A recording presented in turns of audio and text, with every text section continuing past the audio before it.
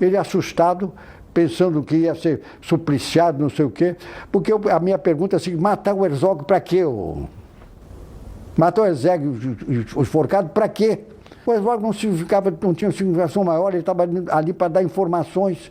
Ele fez porque ele realmente, ele se apavorou da circunstância em que ele estava, e o homem, quando fica nesse tipo de pressão, ele faz qualquer coisa.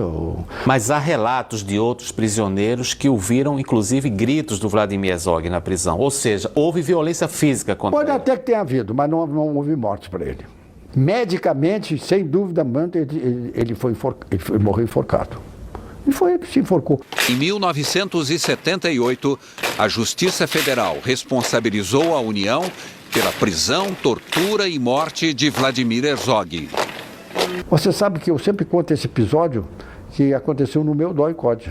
É um corredorzinho, 4, e na cabeceira lá ficava um oficial sentado numa cadeira, noite e dia. De repente, o oficial que estava lá ouviu um som estranho. E foi, olhou por todos os quadros, não tinha nada demais. De repente ele viu um som maior. Aí ele passou de novo, viu uma mulher numa posição estranha na cama. Ele entrou, ela estava se estrangulando, um tecido que ela tinha tirado do lençol, ela estava se estrangulando. Nós não deixamos ela morrer. Já pensou se ela morreu o problema que eu ia ter? Essa senhora, por exemplo, é uma senhora moça, uma mulher de uns 40 anos. Ela estava se estrangulando. Foi salvo para o nosso sistema, porque nós tínhamos o exemplo do menino lá, o Herzog.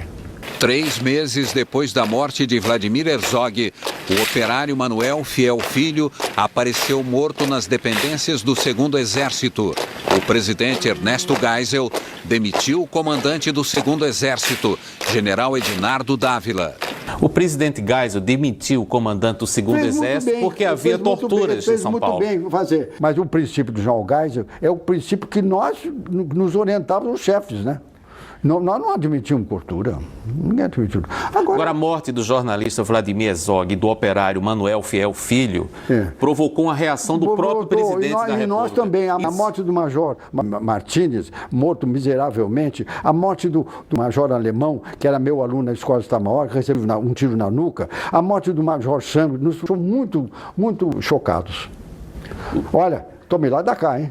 Guerra é uma coisa. Sabe o que eu costumo dizer de guerra? Todo mundo tem uma palavra sobre guerra, mais ou menos no mesmo tempo. Guerra não tem nada de bonito a não ser a vitória. Os militares a que o general se refere são: o major alemão Ernest von Westerhagen foi morto por engano no bairro do Jardim Botânico, no Rio, em julho de 1969, por guerrilheiros que pensavam que ele era o general boliviano que tinha comandado a caça a Che Guevara na Bolívia. O capitão do exército americano, Charles Chandler, foi morto em São Paulo em 12 de outubro de 1968 por guerrilheiros que suspeitavam que ele era agente da CIA. O major José Júlio Martínez Filho foi morto em abril de 1971 ao participar de uma tocaia contra guerrilheiros no bairro de Campo Grande, no Rio de Janeiro. O major Martínez, filho de um coronel, meu amigo, você pensa que nós esquecemos isso? Não esquecemos isso também, não. Só que a mídia não fala nessas coisas, só fala nesses outros casos. O problema é o seguinte: guerra não tem nada de bonito. Aquilo era guerra, começada por eles.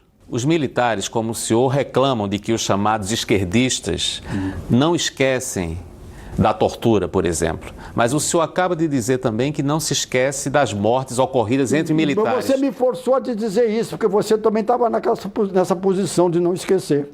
Não, estou fazendo uma pergunta. Não, mas eu estou te respondendo. Eu não sou militante. Pelo fato de você não ter esquecido e não saber das outras coisas, eu estou te alertando que no outro lado também havia isso. Não, eu sei que houve mortes dos dois lados. Você sabe? Por que você não perguntou sobre essas mortes? Agora você vê a nossa situação, trazer um oficial da Alemanha para fazer um curso aqui e o cara ser morto miseravelmente na rua. A gente gosta de lembrar isso quando vocês falam, né? Vocês falam, não, é aqui. Aí porque eu entro na mesma chave geral. Guerra é guerra. Guerra não tem nada bonito, só a vitória. E nós tivemos. A vitória foi nossa, porque esse país caiu na democracia que nós queríamos. Os atuais homens que estão no poder deviam nos ajoelhar, nos agradecer de joelho ter feito a Revolução de 64. Porque o sistema, se nós tivéssemos um sistema de regime de governo comunista, concepção comunista é uma coisa, regime de governo comunista é outra, todos eles já teriam morrido, porque a autofagia lá é reconhecida. Fizemos com muita dor, para ambos os lados, com muita dor para ambos os lados, nós conseguimos chegar ao que chegamos hoje no Brasil, que o Brasil é uma democracia. Um pouco autoritária, mas é.